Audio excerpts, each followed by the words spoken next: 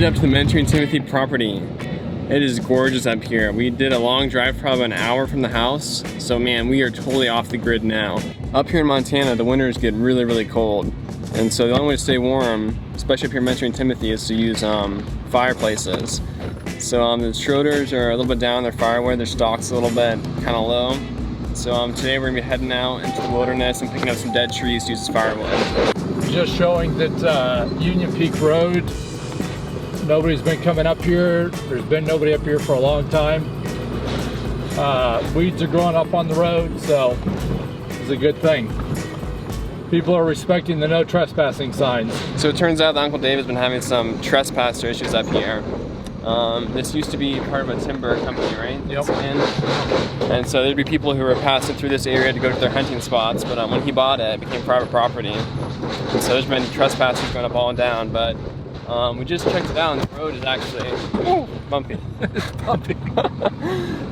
The road hasn't been traveled on in a long time, so it's a good sign. People are starting to understand that this place is off limits now.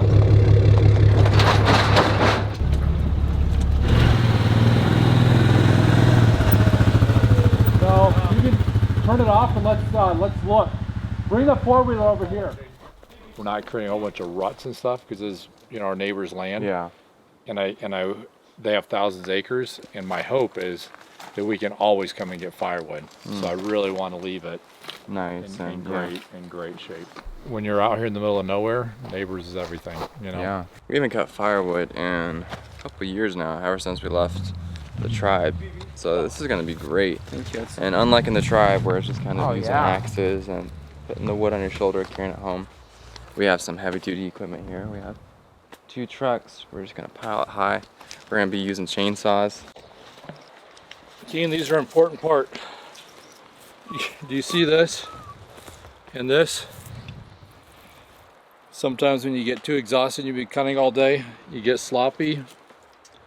And praise the Lord, the safety gear saved my leg. Those things are serious. They can actually take the blade of a chainsaw. Yep, they bind it up, stop it. Whoa. So, it's for social distancing right here.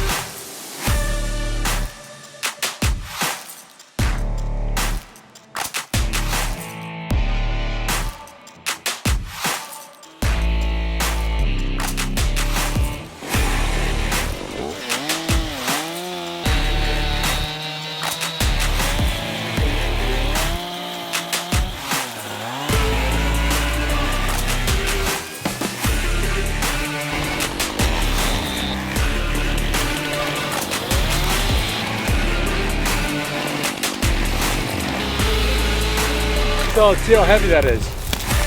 Oh, that's not bad at all.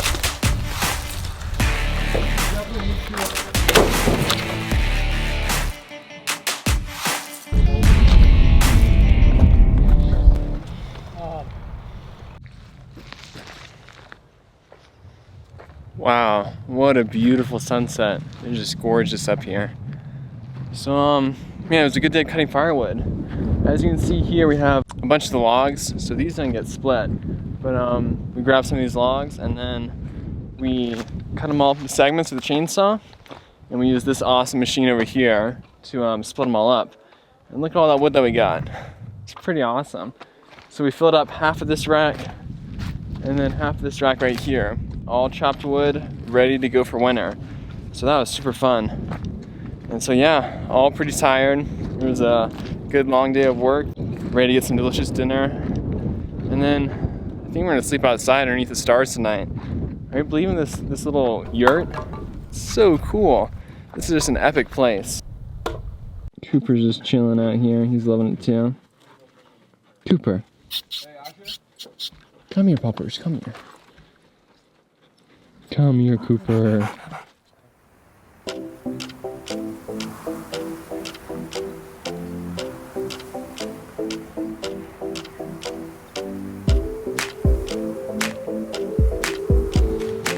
Alright guys, prepare to be amazed. Guess what? It is snowing outside.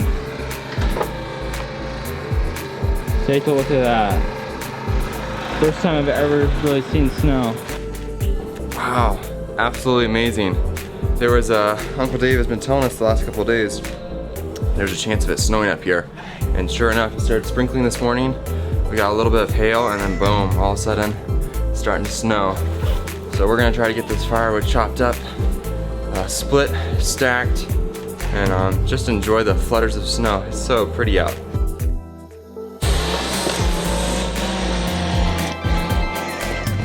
It's snowing! Man, it's fun though. We've never seen snow like this in our life. It's the first time and it's just awesome. It's exciting. We're having a blast. Oh my goodness! It's the first time I've ever seen this snow in my entire life. It's beautiful. It's like slow motion rain. You can see every single droplet. Beautiful. I can't believe this. It's one of the most amazing things I've ever seen in my life. Well, this is what we've been dreaming of for a long time now. Ever since coming back to the States, we've just been waiting for a chance to see snow. And honestly, I didn't think we were gonna see it this trip. And it's not that cold. It's way better than I imagined it to be. But sure enough, here we go. It is snowing. And I mean, I've never seen snow before, so I don't know how thick it can get, but this is pretty amazing to us, so super stoked. Snowing in Montana. Beautiful. Wow, what an amazing God we have that created all this. Right now, we're just cutting up all logs that we got yesterday in sections and splitting it.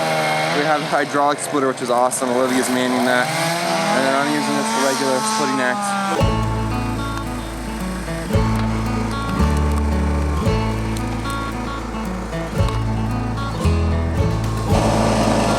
Pretty awesome out here. Sonny, these Wild Brothers beanies are keeping us alive out here. In a couple minutes or so, the ground's gonna start to cool off, and then the snow is gonna build up. Who knows? Maybe we can even make the snowman this fun.